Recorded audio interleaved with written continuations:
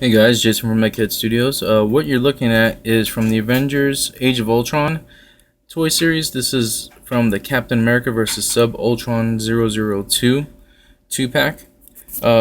Basically what this is supposed to be one of the Ultron drones, and the Ultron drone, this guy right here, is supposed to go in one of these pegs up here. Yes, my green stuff work sucks, but I was just kind of in a hurry to get this done. Basically this guy, I would highly recommend possibly using him for a 28-35 millimeter figure if you can find some legs to fit it. It's actually pretty decent. The arms move up and down, but for this particular case, yeah, it just doesn't work. It's a piece of crap. So bye bye.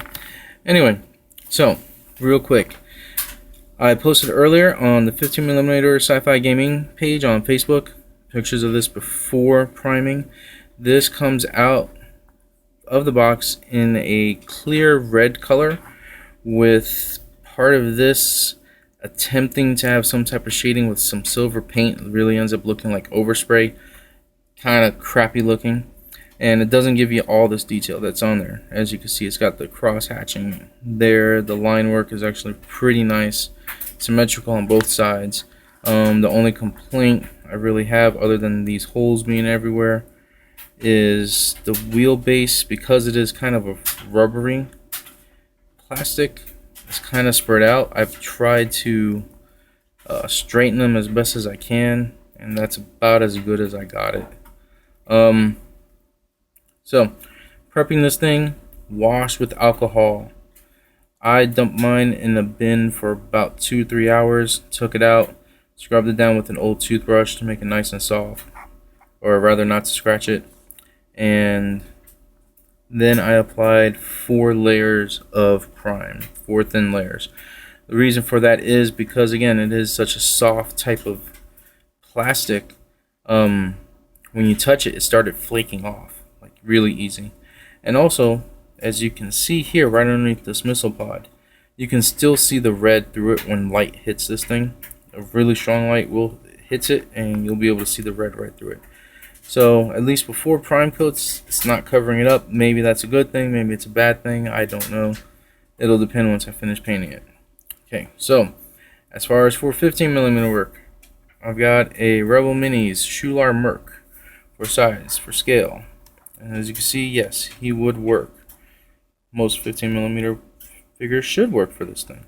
The only complaint I have is, if this is to be a troop carrier, there is your rear hatch. As far as I know, that's supposed to be the rear hatch. I'm not sure, but that rear hatch definitely does not work for 15mm characters to go in and out of. So I wouldn't recommend it as a troop carrier. But again, this is sci-fi, so use it as you want to use it. It's your game, your imagination. Do what you will. Personally, I think he would go in right here into the pilot's cab through a canopy that lifts up, and yeah, it should be pretty good. So as far as weapons go, as you can see, it's got 2 missile pods, each containing 13 missiles. It's got 2 missile pods on the front wheels containing 3 missiles. So that's 26 missiles up here, 6 missiles over here, 32 missiles total. Then you have some type of forward weapon. Underneath there is, I'm not sure if that's supposed to be like a swivel mount or anything. It wouldn't make any type of sense considering what the wheelbase looks like. So yeah, you can use it as either some type of machine gun, ballistic weapon rather, energy weapons, lasers, phasers, ions, whatever, or a rail cannon. You know, again, your game, you do what you want. So anyway, now somebody else asked if this will work for a 28mm, 35mm.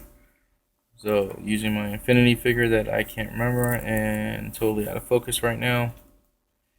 Maybe as a drone, possibly. Character definitely can't fit in there by no stretch of the imagination. Yeah, looks good, but again, you got that little itty bitty hatch that obviously their head can fit, and that's about it. Shoulders, no. So yeah. However, I think this vehicle in particular would be ideal for 6mm figures. These are from Onslaught Miniatures. They are the OTC range. Sorry, I can't remember what the technical name is. I know it's Omni Technocracy Corp. I think I could be totally wrong. I probably am. I do apologize. But again, a 6mm. Get it as close as possible for you. Wheels are obviously oversized.